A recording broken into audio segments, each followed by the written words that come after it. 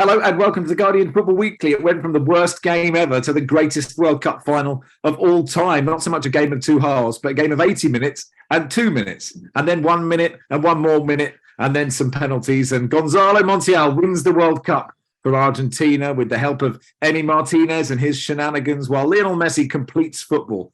And Argentina deserve it. At least I think they do. The first half was all Argentina. Messi's pen, Di Maria finishing off a brilliant move. He was brilliant. France were hopeless. And that was that until Kylian Mbappe, 2 in 2 minutes, one penalty and one glorious volley. And then it had to be France, their young players all over Argentina. But in extra time, the tide turned again. Upamecano with 2 huge blocks to keep France in it until Lautaro Martinez broke through. Lloris saved and Messi poked at home. And that really was that until Mbappe again from the spot. And then the penalty shootouts.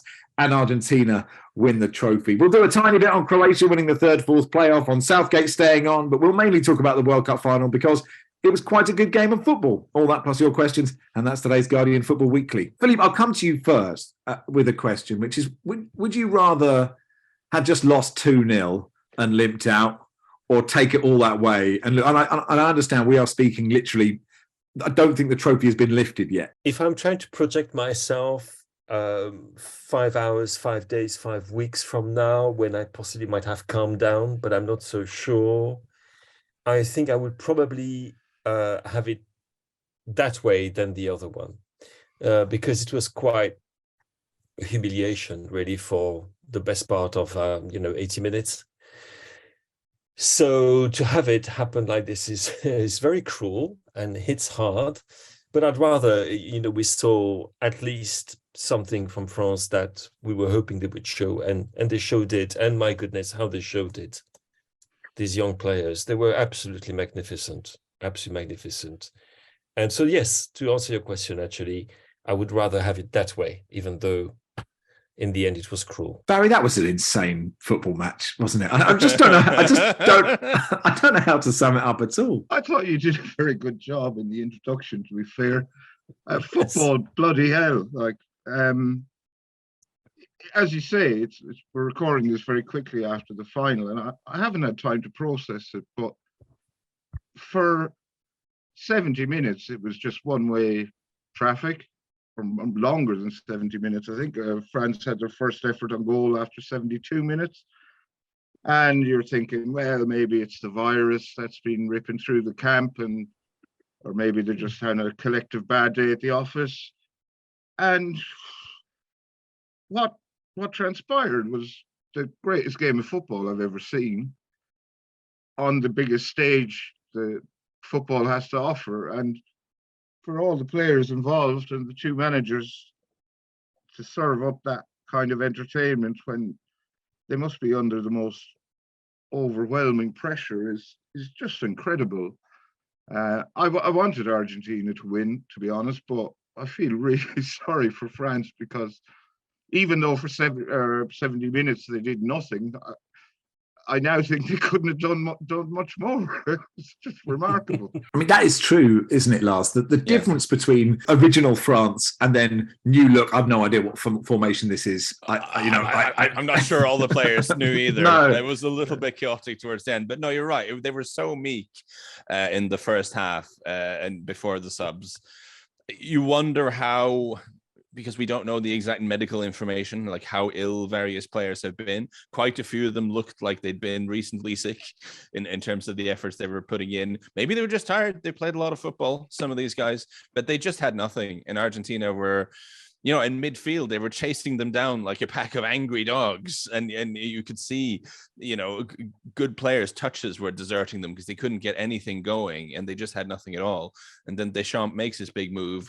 He takes off Giroud and Dembele, and you get Kolo Muani and Marcus Thuram coming on. And I don't know if that really made a huge difference to begin with. I think the subs after 70 minutes, when Kingsley Coman comes on and Camavinga comes on a left back, kind of makes a bigger impact. And it's the penalty that ignites people. And it's an incredible example of how much belief matters, I think. Because once you get the penalty and you go, hang on, actually, we may have had that. I think that was their third shot in the game. But you're suddenly just one goal down, and you have 10 minutes to do it plus extra time. And you could see the way everyone just kind of perked up and suddenly started believing. I'm trying to work out what the right order to go in is with this game. Maybe we work backwards, Philippe. The penalties, Argentina's penalties were better, and Emi Martinez saved one and shithoused Tchouaméni into putting it wide. That was actually disgraceful. I'll say it. It was absolutely disgraceful, and I do think that the laws need to be looked at to prevent that kind of thing ever happening again. It's not the first time he's done it. He's done it regularly for his club and for his country, and that was not particularly pretty, I must say. He's not in my, he's not on my Christmas card list, that's for sure. Neither is Cristiano Romero, more about who later. Yeah, I mean, people will suggest that's sour grapes from a Frenchman. I don't know if anyone else agrees. I just thought it was really weak refereeing. I just think it's really weak refereeing when he does the thing with the ball before Tchouaméni. He threw the ball away. Just book him. There's absolutely no earthly reason not to book him for that.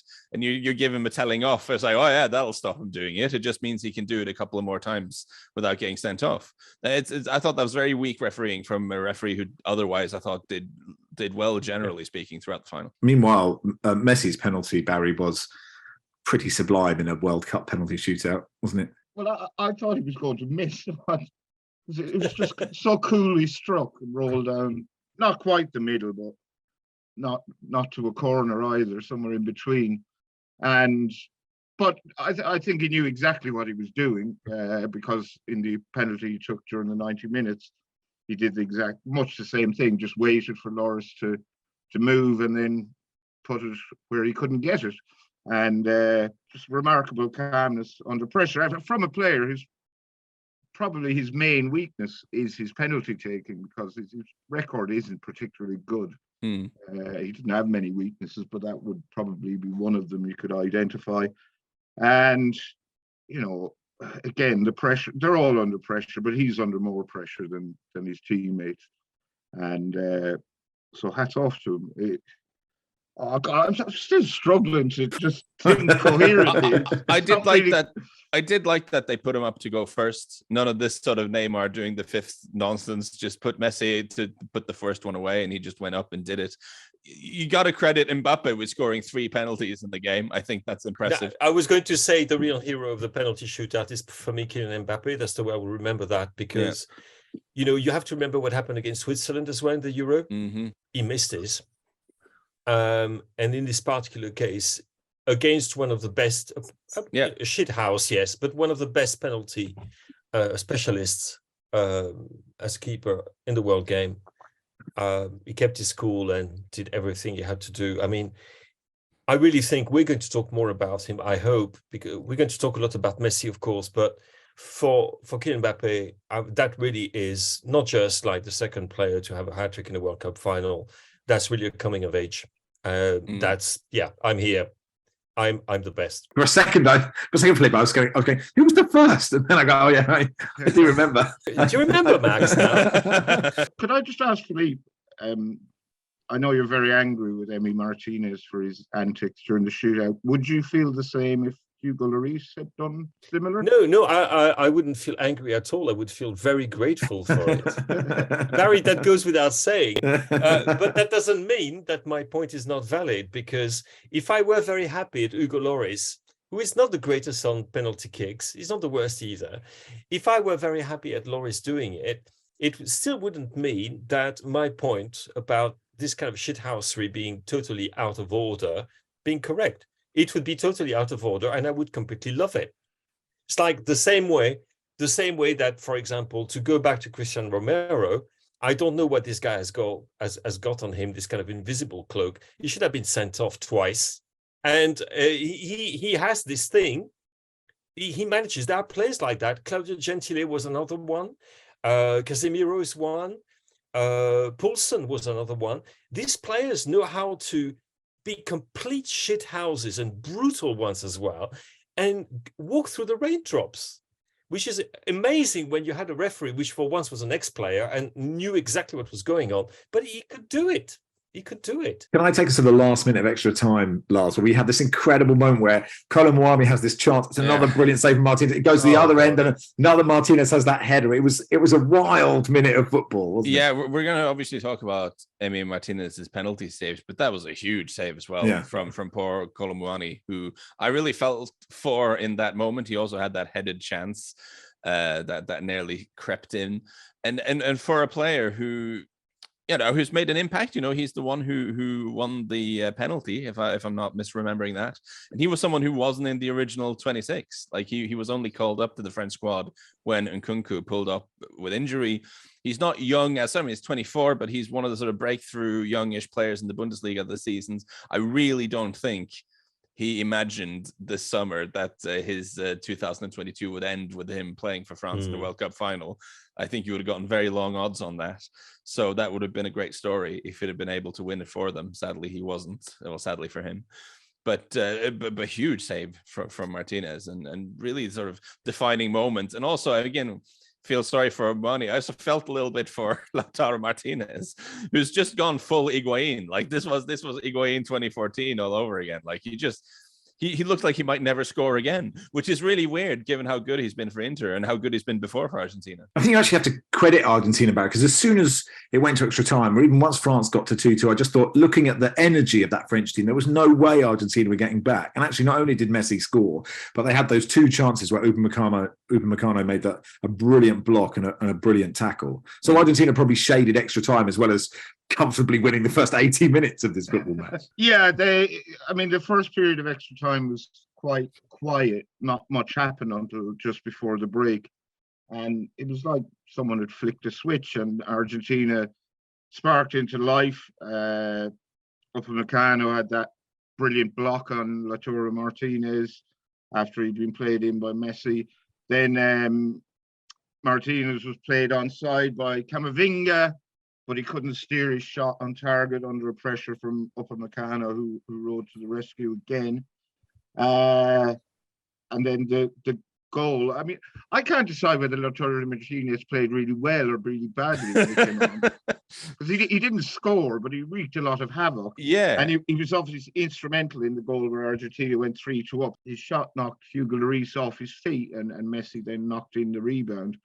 Little bit of a Jeff Hurst moment there, but the ball definitely crossed the line. So yeah, and Lautaro Martinez, he went close again towards the end of extra time when he sort of got through, was stopped, and then got through on goal again. But Lloris denied him. I think it was a fairly feeble effort, if I recall correctly. But I think Argentina, on balance, just about deserved it. It's funny. It feels like there were two games, two almost entirely separate games here. The first game that was played where Argentina were far superior to France and looked like they were cruising to the trophy, and then after the penalty to make it 2-1, it all just went crazy and a completely different game of football took place. Now, I would just want to say this because I want to flag up just how good Di Maria was in that first game that we almost don't remember. And I think it's worth pointing that out, not just because he's just routinely slandered by British pundits who seem to hate him for some reason, but he was absolutely magnificent when he played out on that left flank, and that was a move that really paid off for Scaloni. During this first game when it looked like Argentina were going to win this comfortably. We're writing the script as the game's going on. There's an excellent question from producer Joel, who I'm throwing completely under the bus now. He wrote at some point during the game, after the semi-final, Philippe made the point that Mbappe hadn't been good for the last two games. This was the third in a row where he'd been pretty absent. He was absent. He had absolutely no service.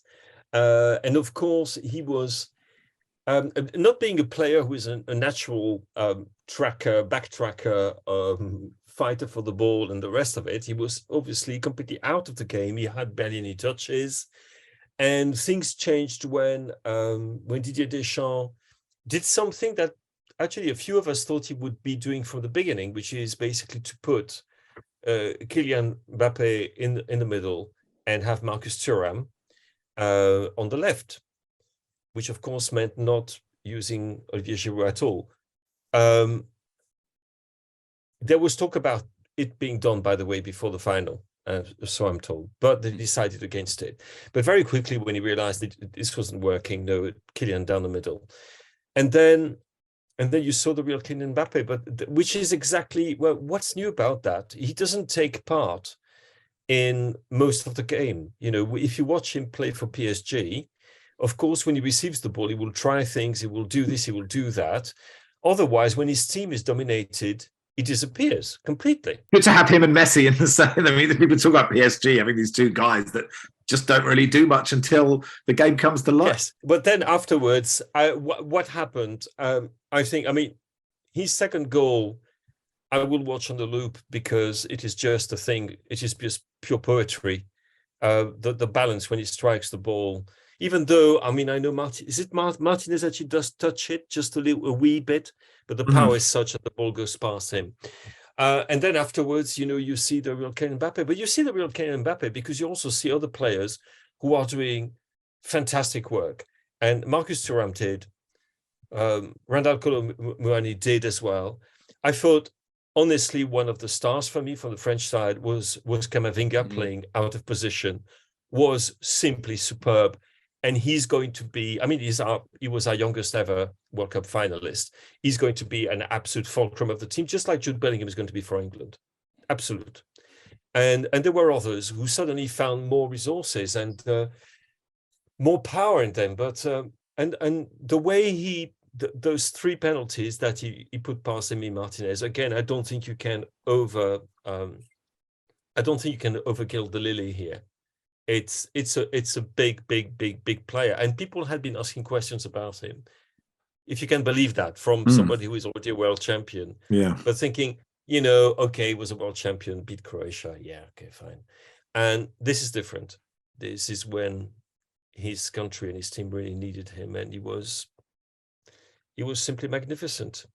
And he's the golden boot of the tournament, isn't he? Yeah. I had a fiver on Giroud. That didn't turn out so well, didn't it? Recording this just after the final whistle, where basically we're still waiting. It's almost like you've just stopped the gas under the bubbling stock, and you're waiting for all the bubbles to go down so you can taste it. And we can't yet. It's too hot, but we're talking about it. We should, Lars, talk about Lionel Messi. I mean, This is such an extraordinary achievement.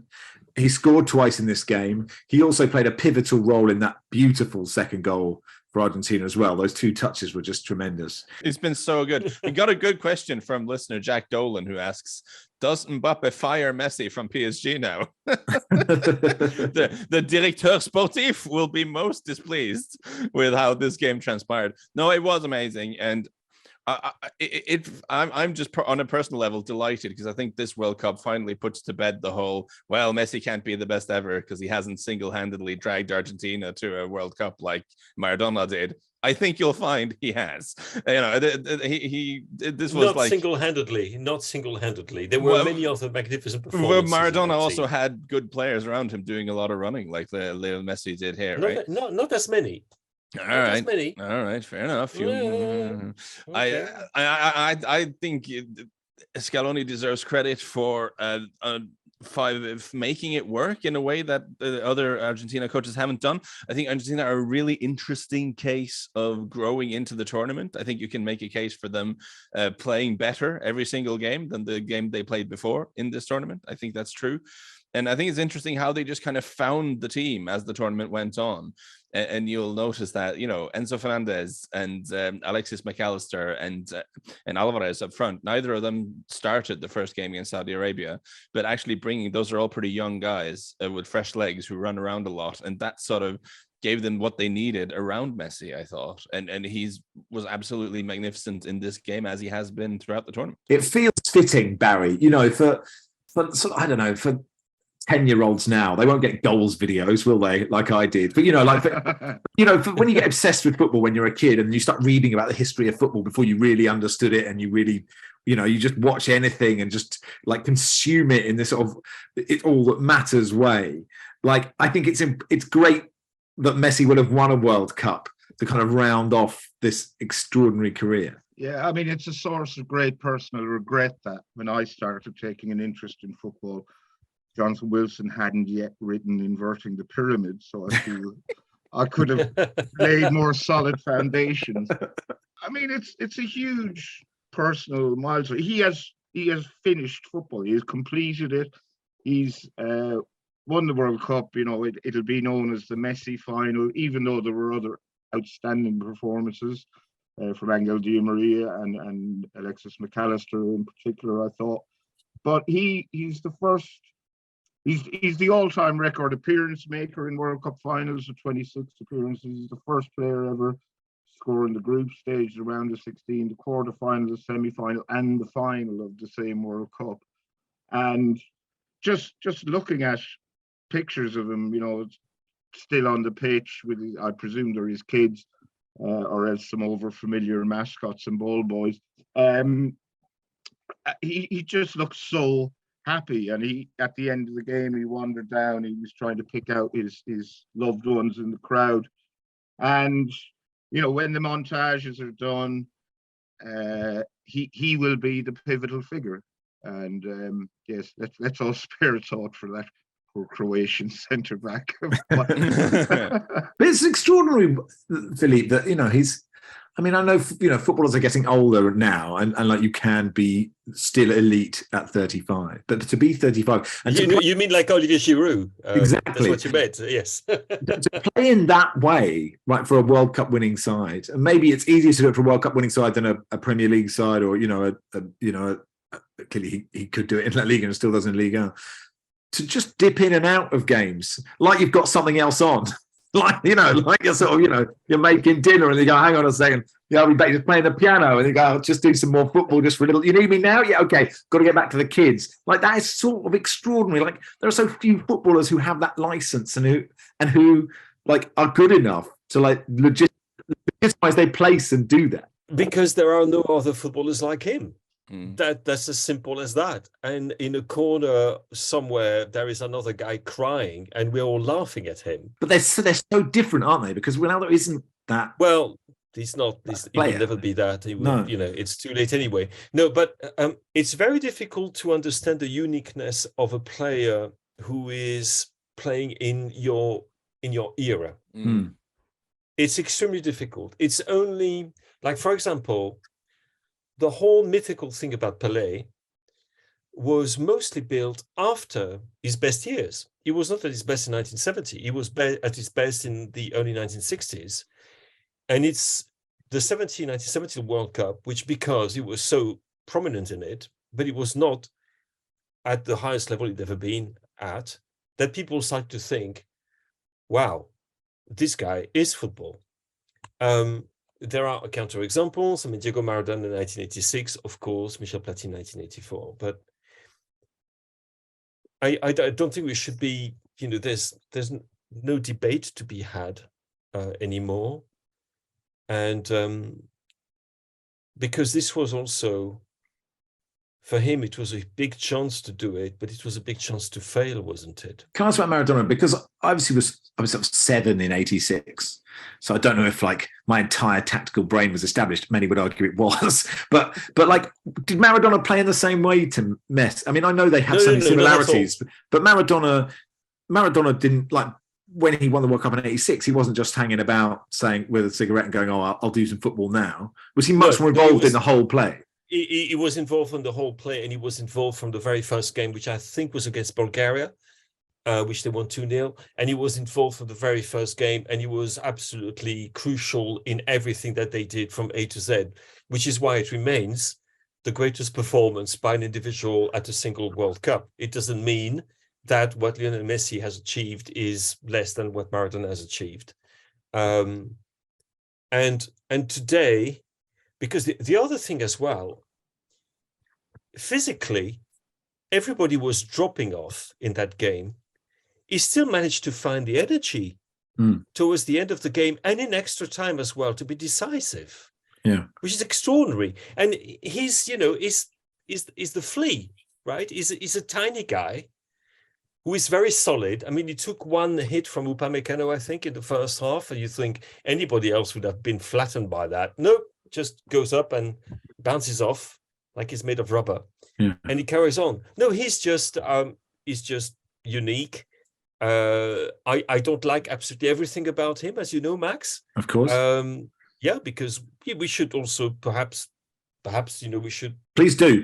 Every human is that you treat them for their whole being, don't you? Yeah, absolutely. And there are things which grate a little bit, like he's become the face of Saudi Arabia 2030, which honestly he doesn't have to do. He's been the face of PSG and QSI for a while, but so has Kylian Mbappe, by the way. So as everything in this World Cup and in contemporary football, everything is a little bit tainted or shaded. But when you come down to the actual football, all you can do is be grateful that you've seen in your time and in the flesh, for all of us, I believe, one of the greatest ever footballers, and of that there is absolutely no doubt. And he is at the fact that he wins the World Cup or not doesn't make him greater for me. He was already in that particular pantheon. But I suppose for his role and his status in Argentina in particular, this is very important because he's done what Diego has done as well. And he's done it in his last tournament. I mean, that's pretty special, isn't it? Yeah.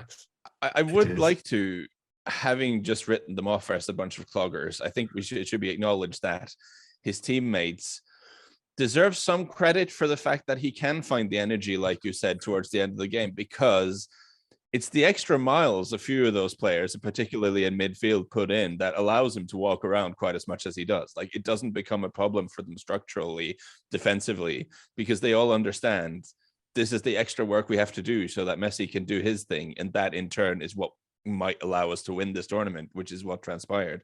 And I think, again, I might have said it earlier in the pod, I think putting in Alexis McAllister, putting in Enzo Fernandez, younger guys who can just run and who have the energy to do a bit of extra so that Messi can be Messi, I think that's a huge part of why they ended up winning the tournament. I also thought it was great to see when we've seen him at tournaments with Argentina, not so much in the Copa America. It is a recent development. It is a development that's happened gradually, but to see that he's completely on the same wavelength as the rest of the team, because often with Messi, and this was a frustration with the international team, is that you can see he's obviously incredible and he has scored a lot of goals for them, and there have been good moments, but often he's been a bit of a man apart, and there's been a sense that he's not quite on the same radio frequency as the rest of the team, and there was none of that at all now. He was completely integrated into this group, and everyone completely understood each other, and that hasn't always been the case. It was really enjoyable to watch throughout the tournament. Nathan says, has there ever been a McAllister with more freedom to do what he wants since Kevin in Home Alone 1? That was arguably for the first goal. His pass, actually, Barry, was perfect, wasn't it? For Di Maria. And I we've had lots of Brighton fans getting in touch, just being so overjoyed that they have a player, who has won the World Cup. They're sharing a ground with Gillingham 25 years ago. Yeah, it's incredible. And fair play to Brighton for extending his contract not too long before the tournament, because he's certainly increased his value by a huge amount. He was outstanding tonight. Like, he was the player of certainly the first 70 minutes, and his role in the second goal, the vision and the perfectly weighted pass, just the awareness of what was going on around him was outstanding.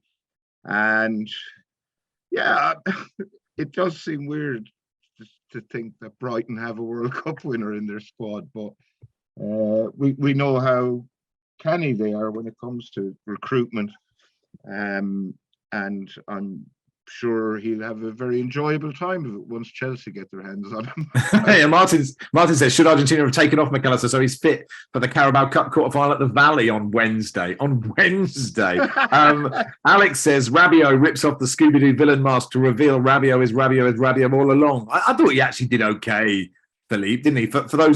For that French, of the French 11 who started, none of whom covered themselves in glory, I guess. Until I think the only ones who, from the ones who started, who had, apart from Kylian Mbappe, of course, who is in a special category of his own, I think Upamecano actually had a good game. He was there from the first minute. He was one of the few who was, when there was serious leakage at the back, he was there too with his, when actually it was a bit like a brush and a pan, honestly, because there was it was just ridiculous. He was not one of the best, and he actually fell back in some of his bad habits. But you also have to remember that Rabiot, like quite a few other French players was recovering from a pretty nasty virus. And when I mean nasty virus, it really is a nasty one. And which might explain what happened, because what you do need, which state they're going to be in tomorrow, by the way, I have got no idea, because they obviously started, they were not at a normal physical level, and they were taken, they were surprised by the intensity of the Argentinian pressing, which was not in evidence in previous rounds, and which is normally something that they do pretty well themselves, and were incapable of responding to that. And Rabiot was one of those who, lost a number of balls, but, others had far worse games. I mean, my goodness, poor Theo Hernandez, he won't want to watch on that any longer, but he was also diminished physically. And that was true of many others. And then afterwards, the adrenaline comes up. I mean, everything changes because there's this penalty. Mbappe scores it, and then suddenly, wow, there is something which happens, which is like having a sambuca on the way back home when you think you're completely gone, and then suddenly something wakes you up. Oh God, it's been a long time since one of them. I'd be very disappointed.